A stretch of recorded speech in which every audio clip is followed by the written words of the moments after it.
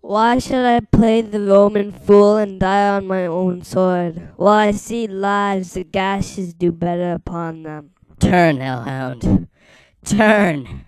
Of all men else I have avoided thee, but get thee back, my soul is too much charged with blood of thine already. I have no words. My voice is in my sword. Thou bloodier villain than terms can give thee out. Thou losest labor, as easy mayest thou the unchanged air, with thy keen sword and press as make me bleed. Let fall thy blade on vulnerable crest. I bear charmed life which must not yield to one of woman born. Spare thy charm, and let the angel whom thou still hast served tell thee, Macbeth from his mother's womb untimely ripped. Accursed be that tongue that tells me so, for it hath cowed me better part of man, and be these juggling fiends no more believed, that platter with us in a double sense, that keep the word of a promise to our ear, and break it to our hope. I'll not fight with thee. Then yield thee, coward, and live to be the show and gaze of the time. We'll have thee so our rarest monsters are painted upon a pole, and under wit, here may you see the tyrant. I will not yet yield to kiss the ground before young Malcolm's feet, and to be baited with the rabble's curse. Thou Burnham would be come to Dunsinane, and thou opposed being of no woman born.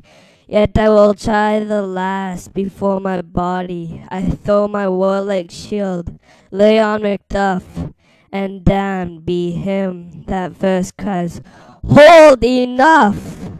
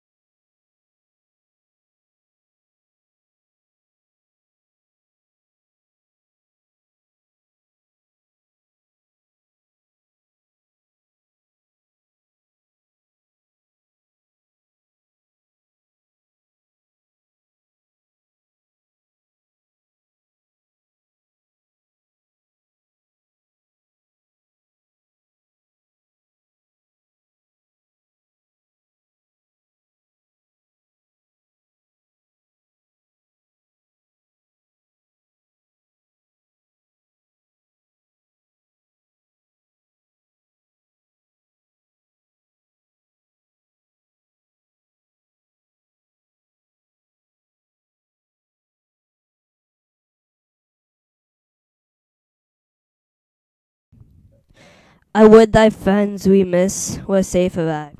Some must go off, and yet by these I see so great a day as this is cheaply bought. Macduff is missing, and your noble son. Your son, my lord, has paid a soldier's debt. He only lived but till he was a man, the which no sooner had his prowess confirmed in the unshrinking station where he fought, but like a man he died. Then he is dead? Aye, and brought off the field. Your cause of sorrow must not be measured by his worth, for then it hath no end. Had he his hurts before? Aye, on the front. Why then, good soldiers, be he. Had I as many sons as I have hairs, I would not wish them a fairer death, and so his knell is knolled. He's worth more so, and that I'll spend for him. He's worth no more. They say he parted well and paid his score, and so God be with him. He comes new a comfort. Hail, king, for thou so art. Behold where stands the usurper's cursed head. The time is free. I see the compass, thy kingdom's pearl, that speak my situation in their minds, whose voice I desire loud with mine. Hail, king of Scotland! Hail, Hail, King of Scotland! We shall not spend a large expense of time before we reckon with our several loves, and make us even with you. My thanes and kinsmen, henceforth by earls, the first that ever Scotland. In such an honoured name, what's more to do? Which would be planted newly with the time, as calling home our exiled friends aboard, that fled the snares of watchful tyranny, producing forth the cruel ministers of this dead butcher and his friend like queen, who, as 'tis thought by self and violent hands, took off her life. This and what needful else that calls upon us by the grace of grace, we will perform in measure, time, and place. So thanks to all at once, and to each one whom we invite to see us crowned at Scone. The end. Ninja!